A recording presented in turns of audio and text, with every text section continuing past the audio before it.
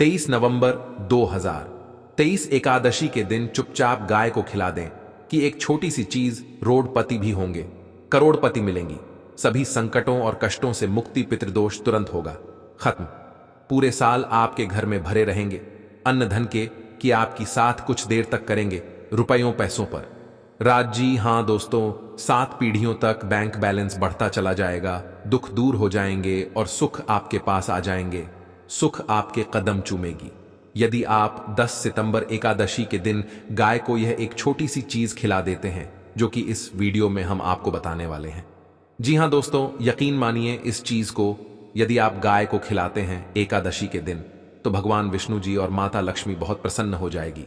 आपके जीवन के जो भी दुख दर्द संकटग्रस्त हैं, समस्त दुख दर्द संकटों से छुटकारा मिल जाएगा। आप यूं कहें, आपके जीवन से तत्काल गरीबी भी समाप्त हो जाएगी, समस्त दुख दूर होकर सुख आपके कदमों में आ जाएंगी। इतना शुभ संयोग पूरे 500 सालों के बाद बन रहा है। आज आई एकादशी के इस बार बहुत ही दुर्लभ संयोग में बढ़ रही है। यदि आप चाहते हैं कि मांग विष्णु जी माता लक्ष्मी की कृपा आपको हासिल हो, जीवन से तत्काल गरीबी समाप्त हो जाए, पितृ दोष दूर हो जाएं, तो दोस्तों आज की यह वीडियो में कर देना बहुत ही महत्वपूर्ण और लाभकारी वीडियो है। पूरे 500 वर्षों के बाद देवउठनी एकादशी के दिन इस बार ऐसा शुभ संयोग बन रहा है जिसमें आपके समस्त दुख दरिद्रता संकट दूर हो जाएगी। मात्र यह एक चीज खिलाने से गाय को, तो दोस्तों कौन सी खास चीज, इस वीडियो के माध्यम से वहीं बताएंगे। पूरा वीडियो देखना बहुत ही महत्वपूर्ण वीडियो है, आपके लिए लाभकारी वीडियो है क्या दोस्तों। वीडियो का सबसे पहले तो आपसे रिक्वेस्ट करते हैं, भगवान विष्णु जी और माता लक्ष्मी के सच्चे भक्त वीडियो को लाइक कर देना और सच्चे दिल से कमेंट बॉक्स में जय श्री विष्णु, जय महालक्ष्मी, जय गौ माता जरूर लिख देना। जैसे आपकी समस्त मनोकामनाएं पूर्ण हो जाएं और ज्यादा से ज्यादा वीडियो को अपने दोस्तों में शेयर जरूर करना। दोस्तों आपको बताना चाहेंगे कि हिंदू धर्म में का बड़ा महत्व होता है। साल में कुल 24 एकादशी पड़ती है, यानी हर महीने 2 एक आदर्श ही पड़ती है, प्राप्ति भी होती है और समस्त पापों से उनको मुक्ति मिल जाती है। और दोस्तों आपको बता दें, इस दिन आपको भगवान विष्णु जी के साथ माता लक्ष्मी की पूजा अर्चना जरूर करनी चाहिए। या दोस्तों इस दिन विधि विधान से भगवान विष्णु जी माता लक्ष्मी की पूजा करें।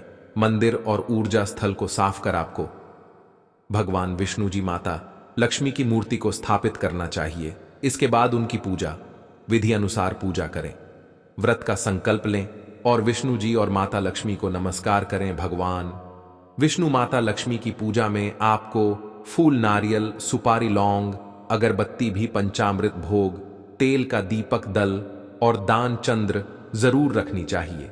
आपको पूजा करें और विधि विधान से भगवान विष्णु जी माता लक्ष्मी की आरती करें। व्रत कथा जरूर पढ़ें और अगले दिन व्रत का पारण जरूर करें। द्वादशी के दिन जरूरतमंदों को भोजन कराएं। यथाशक्ति सामर्थ्य के अनुसार अन्न धन वस्त्र का दान करें। यदि आप ऐसा करते हैं तो भगवान विष्णु जी माता लक्ष्मी प्रसन्न होकर आपकी समस्त मनोकामनाओं को पूर्ण कर देते हैं। और अब बात करें किसे जुड़े कौन कौन से उपाय आपको देवउठनी एकादशी के दिन जरूर करनी चाहिए, या कोई भी एक दर्शी जरूर करनी चाहिए जिससे समस्त दुख दर्द संकट दूर हो जाते हैं। 7 पीढ़ियों तक धन दौलत की कमी नहीं होती, बैंक बैलेंस बढ़ता चला जाता है, समस्त दुख जो भी जीवन के दुख दर्द संकट दूर हो जाते हैं और सुख आपके कदमों में आ जाते हैं, सुख आपके पास आते हैं। चलिए शुरू करते हैं। कौन कौन से गाय से जुड़े उपाय। दोस्तों सनातन परंपरा में गाय गंगा और गया तरी का बहुत ज्यादा धार्मिक महत्व है। मान्यता है कि माता के पर 33 कोटि देवी देवताओं का वास होता। गौ माता की सेवा एवं पूजा करने वाले जातक पर इन सभी देवी देवताओं की कृपा बरसती है। गौ सेवा से न सिर्फ इस जन्म के बल्कि पूर्व जन्म के भी दोष दूर हो जाते हैं। प्रत्येक सुबह जब आपके घर में भोजन बना प्रारंभ हो तो सबसे पहले बनाई गई रोटी को आप गौ माता के नाम से निकाल दें और भोजन करने से पूर्व गौ माता को इस रोटी को खिलाएं। यदि संभव तो काली गाय को खिलाएं, यदि काली गाय न मिले तो सफेद गाय को भी हिला सकते हैं।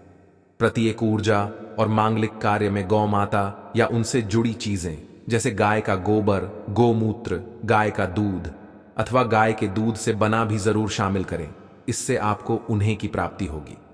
सनातन परंपरा के अनुसार जिस घर में गाय होती है उस घर से जुड़े सभी वास्तु दोष हो जाते हैं।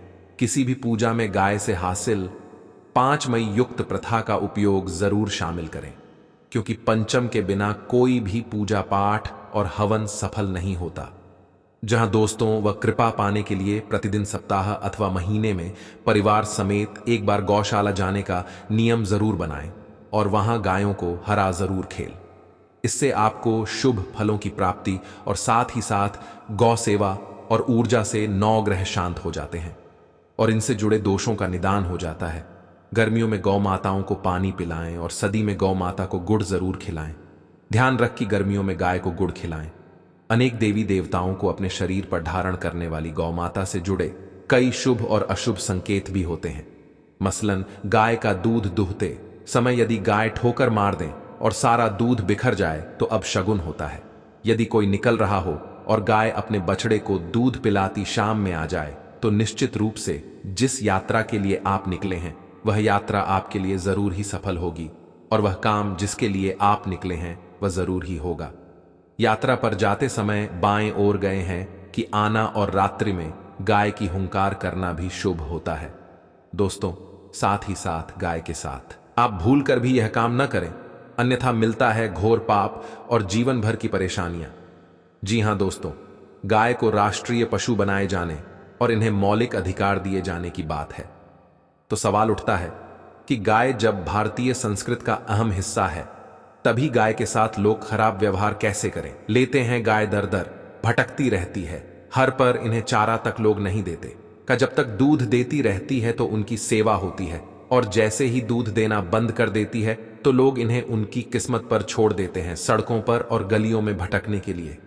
ऐसे में गोवंशी जीवों को कोई डंडे से मारता है तो कोई उन पर पानी डाल देता है। कभी वाहनों से इन्हें ठोकर लग जाती है तो बीमार होकर बेचारी गाय दम तोड़ देती है। ऐसे में जरूरत है इन बातों को कि गाय को लेकर शास्त्रों में क्या कहा गया है, गाय के साथ आपको कैसा व्यवहार करना चाहिए। क्या आप दोस्तों, गाय को कभी भी मारना पीटना नहीं चाहिए। शास्त्रों में गाय को माता का दर्जा दिया गया है। गाय को मारने पीटने वाला माता को मारने पीटने वाले के समान पाप का भागी माना जाता है। ऐसे घरों को नरक लोक में वर्षों तक कष्ट भोगना पड़ता है, अगले जन्म में मिलता है।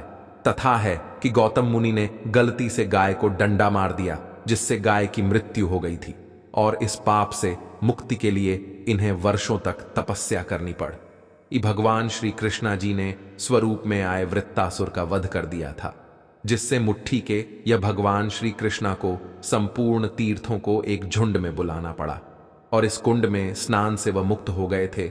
साथ ही साथ जो लोग पानी पी रहे को भगाते हैं वे घोर पाप के भागी बनकर न भोगते हैं, ऐसा पुराणों में बताया गया है। जबकि जो लोग गाय के लिए या और चारा ग्रह बनवाते हैं वह मां होते हैं।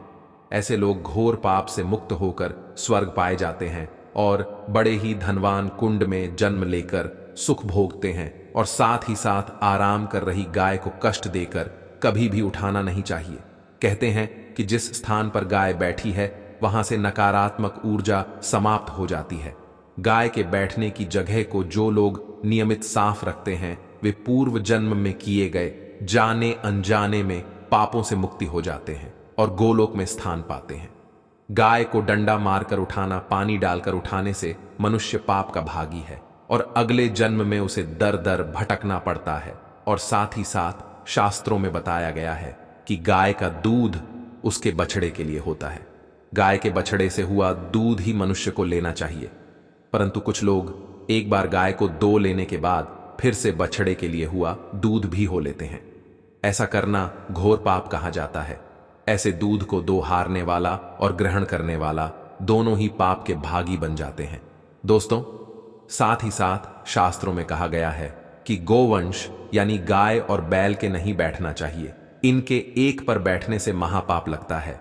ऐसे लोगों की यातना भोगनी पड़ती है। एकमात्र महादेव के अंश से उत्पन्न नंदी ही गौवंश ही है, जिस पर महादेव और महादेवी सवारी करती है, क्योंकि नंदी ने स्वयं अपनी इच्छा से महादेवी की सवारी बनना स्वीकार किया था। और साथ ही साथ शास्त्रों में गाय के दान को बहुत ही महत्व दिया गया है, परंतु ऐसी गाय का दान कभी नहीं करना चाहिए जो बूढ़े और बीमार हों। कठोपनिषद में नचिकेता की कथा भी इस गर्भ में है कि जिस नचिकेता ने पिता द्वारा बूढ़ी गाय को दान करने पर आपत्ति जताई थी, दूध देने वाली और बछड़े सहित जो लोग गाय का दान करते हैं, महान पुण्य को हासिल करके स्वर्ग में स्थान पाते हैं। दोस्तों, साथ ही साथ सूर्य चंद्र मंगल शुक्र की युति राहों से हो तो पितृ दोष होता है। यह भी मान है कि सूर्य का संबंध पिता से एवं मंगल का संबंध रक्त से होने के कारण सूर्य यदि शनि राहु या केतु के साथ स्थित हो या दृष्टि संबंधी हो तथा मंगल की युति राहु या केतु से हो तो पितृ दोष होता है। इस दोष से जीवन संघर्षमय बन जाता है। यदि पितृ दोष हो तो गाय को प्रतिदिन या किसी भी एकादशी, कोई किसी पूर्णिमा के दिन या अमावस्या को रोटी गुड़ चारा आदि खिलाने से पितृदोष समाप्त हो जाता है। साथ ही साथ देसी गाय की पीठ पर जो खुद को बड़ा होता है वह बृहस्पति गुरु है।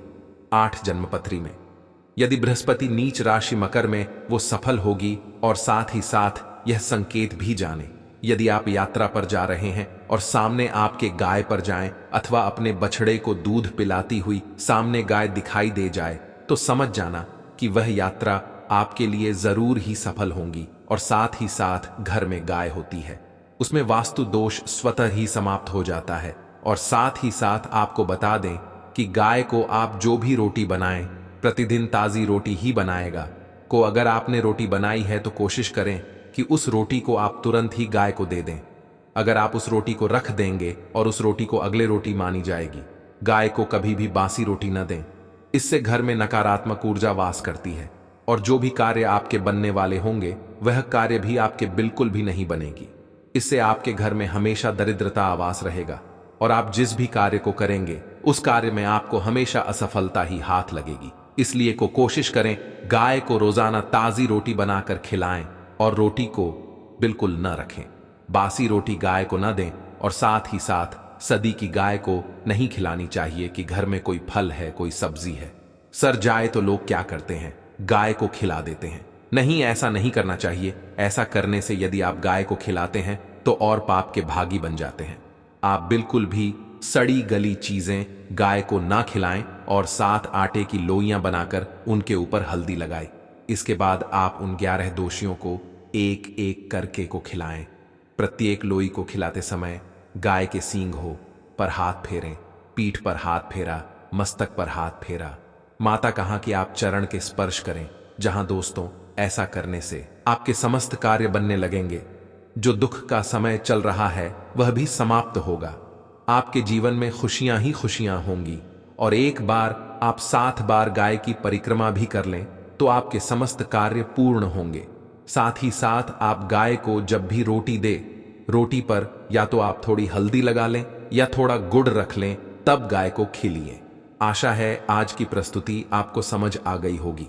पर वीडियो अच्छा लगा हो तो चैनल को सब्सक्राइब करके वीडियो को लाइक कर दीजिए। धन्यवाद वीडियो के अंत तक बने रहने के लिए।